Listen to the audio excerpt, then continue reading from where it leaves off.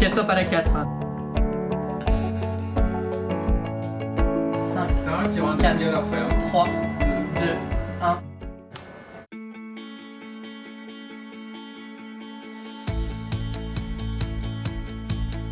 We've identified 4 key drivers for sustainable innovation in the future. The first one is regulation. Obviously, regulation accelerates the transformation of companies. The second one is consumer. Consumer, we know today they expect more from companies than just new products, new innovative products. And that may be why the marketing is more and more involved in innovation today, because we have to meet the market. The third one is financing. And we see how recovery plans, how the Green Deal from Europe, how new subsidies, new incentives are going to help countries to innovate quicker on those subjects. And the last one is ecosystem. As we saw at the beginning of the study, ecosystem is key, positive ecosystem is key. And I think that's also why we're here, to share our ecosystems. I see 2 trends, at least at Schneider Electric, that are clearly accelerating, and we already discussed on that. The first one is trend around sustainability. We discussed about that, but I think more and more innovation will only be acceptable when it will be sustainable, I will say. So it's a prerequisite to innovation. And the second is about digital, and we will come back to that, but in Schneider we believe the 2 are linked clearly. And digital has clearly accelerated in innovation. For companies like Microsoft, Schneider, Michelin, where innovation is really in the DNA of the companies, the wake-up call was not on the fact to innovate or not. I mean, we are always innovating. I'd like to say that the wake-up call is on the way we innovate. Let's face it, we have to change the way we innovate altogether.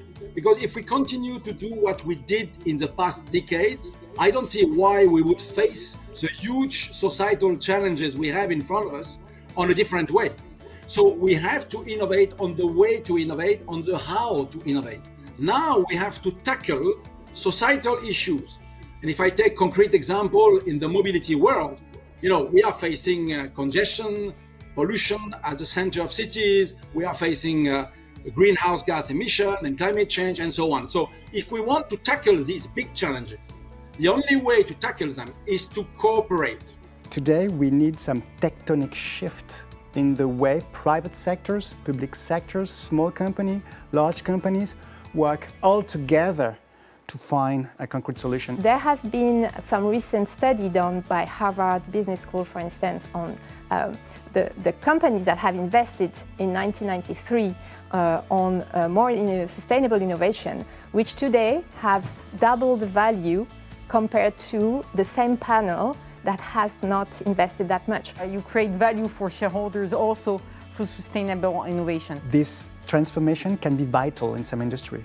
As a car manufacturer, would I like to pursue my production of diesel vehicles? Do I think that in 10 years from now... Obviously not, if you watch what they're doing now. As a tech provider, do I want to keep my data center fueled by diesel? Not. So we're starting to have only renewable energy alimenting our data centers.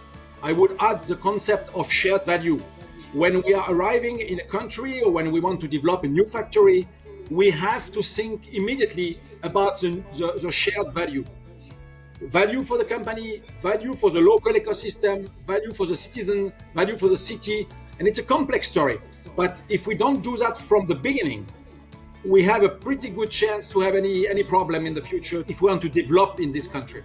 So local operations and local factories or local subsidiaries are key, are central in the all sustainable Michelin policy. We set up a partnership with them, with their R&D and digital factory, to create a carbon sequestration engine that is powered through microalgae cultivation fueled by CO2.